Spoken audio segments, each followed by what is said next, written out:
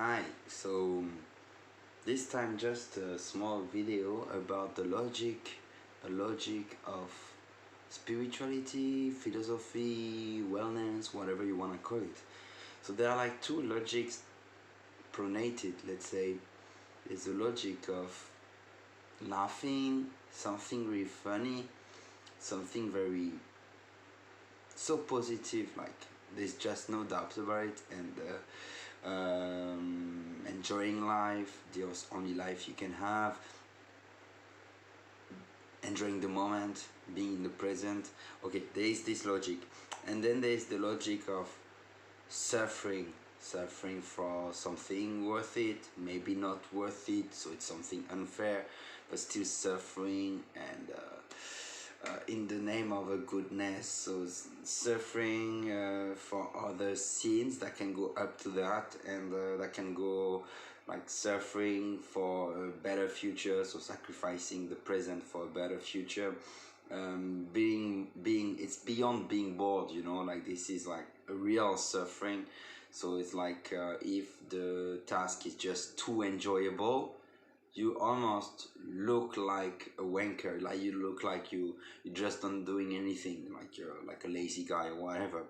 But if the task is very hard, then you attract more respect from the like from your peers, just because you went through this pain for like a long period of time, if not almost most of your life actually.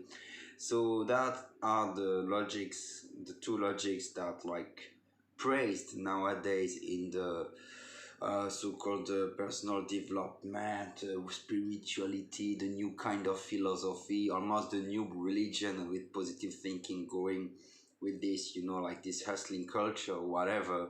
So like people tell you in one hand to be happy, to enjoy everything, like to laugh, to smile, to enjoy everything, and then the other hand to work hard, to sacrifice the leisure activities, to be responsible. So like that, the two things, and I try to represent it through a painting that is, I think, a little mindfuck, but that's the point. To it's like throwing some cold water in the face, like to just make you think. An illustration is speaking.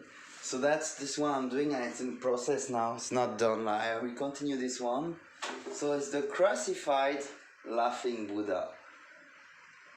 It's like almost not notifying. He's being crucified. He just doesn't care. He like really doesn't care. It's like laughing so much. He doesn't seem to pay attention to what's wrong going on around him, or on him, like on his on his arms, whatever, like the cross or whatever. So this is the like in the East, praising like the contented for nothing guy, the happy man, like happiness is the big thing, while in the West they all praise a lot someone who has died for our sins, the suffering, bearing your own cross, accepting the suffering, going through it, accepting life is hard, life is suffering. Or the East says it as well, but through the like it's the notification, like that's what Buddha noticed at 29 years old. Life is suffering after like the seeing the four sufferings and everything. But then at some point he's like, but through meditation and everything, I still like become happy, don't belong to my thoughts and everything. So I just cross, that's a bad word, but like it's relevant actually. I cross these two worlds through that cross and the laughing Buddha. So I'm gonna continue this one.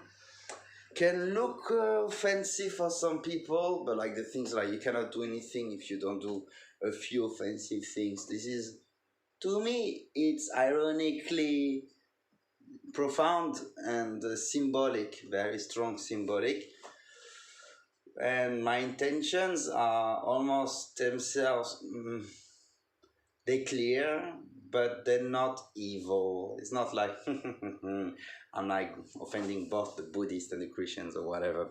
But yeah, part of me is of course aware some people may of course really dislike it, and more than that even. But what can I do? I think the right Buddhists, the right Christians may be thoughtful in a good way by it, or just the people who have been influenced by both these cultures, or just people minimum knowledgeable who like metaphoric art, let's say, I would say.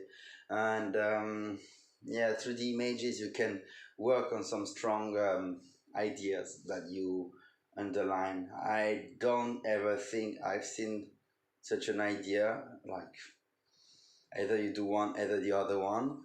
That's that if you want to paint for a marketplace, let's say, and like knowing that customers may like it if you paint Jesus or only Buddha, they're not interfering, both kind of like this, to be sure to paint what customers may like in order to sell.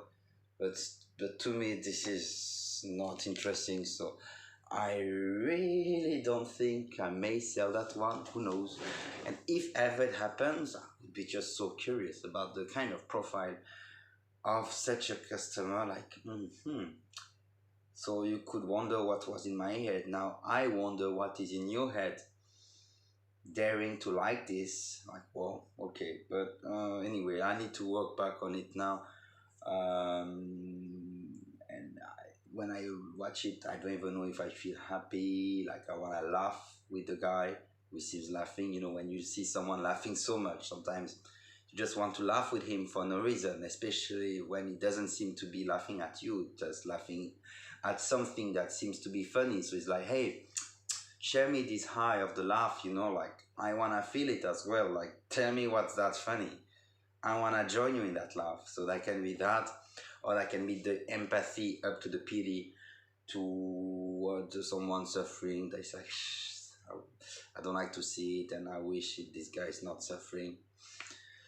And the most sadist would just be happy someone suffers, but I cannot join that category. I prefer to be in one or the other, because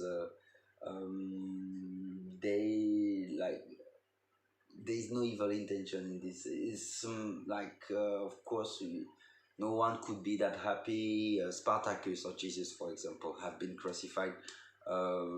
If people can be, to just like a heart, let's say. So okay, this is art from the heart, and also I would say I am aware of it, strange mind. Okay, cheers.